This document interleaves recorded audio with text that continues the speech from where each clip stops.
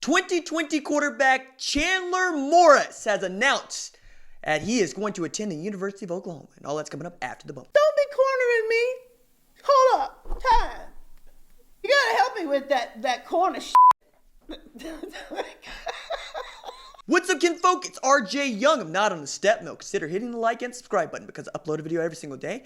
It's always college football related, sports related. We have a good time. And today, we need to talk about 2020 quarterback Chandler Morris, who has decided that he is going to attend the University of Oklahoma. And man, did OU fans ever need some good news. Because yes, it's nice that CeeDee Lamb and Kenneth Murray Jr. are going to the NFL. Also means you got to replace them.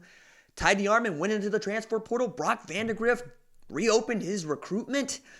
Yikes. It was looking real dark there for the last couple of days, to say nothing of how the Big 12 performed in the 2019 bowl season 1-5, this podunk conference.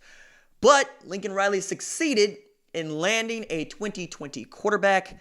Yo, this is going to be the first year since 2015 Oklahoma didn't take a quarterback in its class. Now, you'll also remember that Baker Mayfield joined in Oklahoma, so he didn't really need to go get one after that.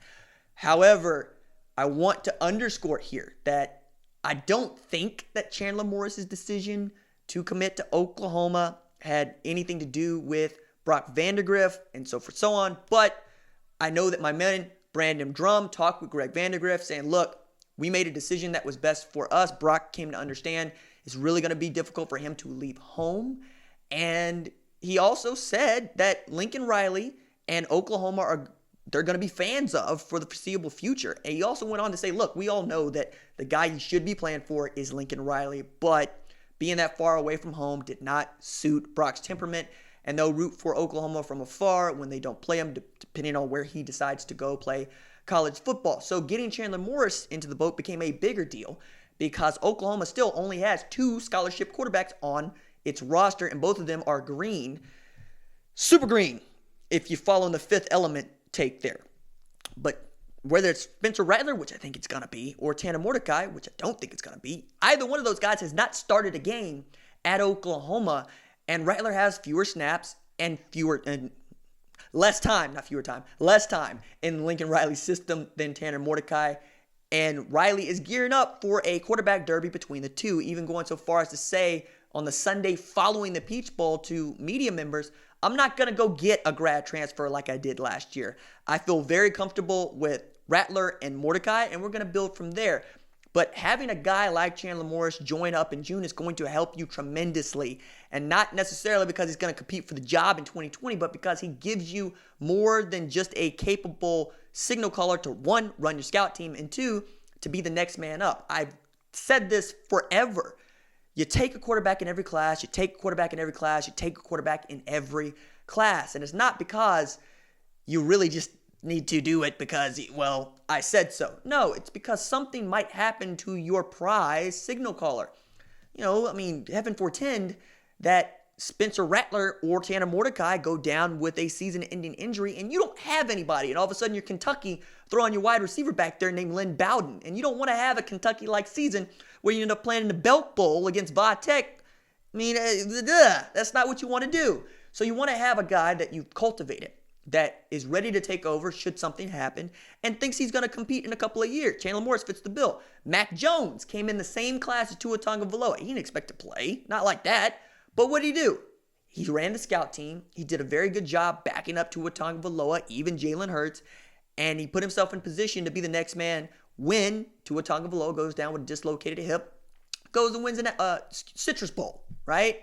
Now, Mac Jones is not the quarterback Tua Tagovailoa is, and we all know that, but Mac Jones knew it too. He graduated, has a very good GPA, and he's going to go down as a guy that started and played significant time at Alabama, go in, have a great career in something other than football after the fact. Or maybe he ends up pulling a Greg McElroy, has a cup of coffee in the NFL, and goes to calling games. Who knows? Chandler Morris is the son of Chad Morris, though. And I get that for Auburn fans, this is kind of an upset because Chad Morris, fired from the Arkansas job, takes the vacated offensive coordinator position by Kenny Dillingham, who took the offensive coordinator position at Florida State.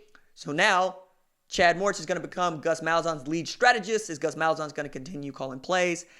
And that's not a bad place to be. If people forget, Chad Morris took over Stephenville after Art Briles left it. They were bad. He went all the way up to Springdale, to learn how to run basketball on grass from Gus Malzahn, took it back down, and built a winner out at Lake Travis before being hired on at the University of Tulsa, where he averaged 40 points a game, taking the job at Clemson.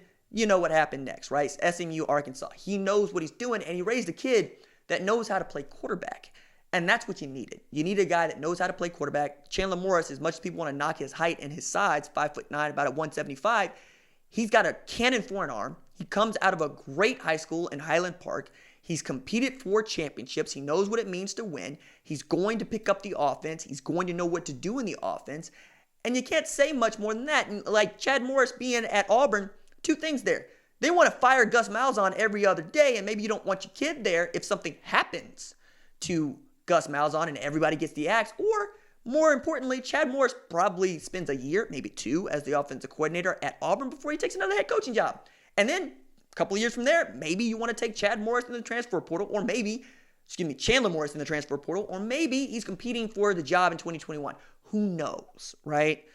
All I do know is that you needed a quarterback, you needed one to fill out the class. This is great news for Oklahoma, and I think you can build on it, right? I've continued to say the reason that Mark Vandegrift reopening his recruitment is such a big deal is not just because he was a five-star quarterback. It's because of all the other kiddos that wanted to play with him. And guys want to play with the quarterback. They want to know who the quarterback's going to be so that they can build around him. You can do the same thing when you're out recruiting as Lincoln Riley. Spencer Rattler was in early on this 2019 class, and you were able to build around him. It matters, right? And I think getting Chandler Morris is going to help you close with a couple of guys that you're still waiting on to announce. Guys like perhaps even Alfred Collins, right? It's a big deal. So shout out to Chandler Morris, who went through this process the right way, ends up actually trading up from Arkansas to Oklahoma. I'm sure Chad Morris is on board with this decision, and everybody's happy. And that's what I'm after. And winning. All right, that's it for me. Deuces.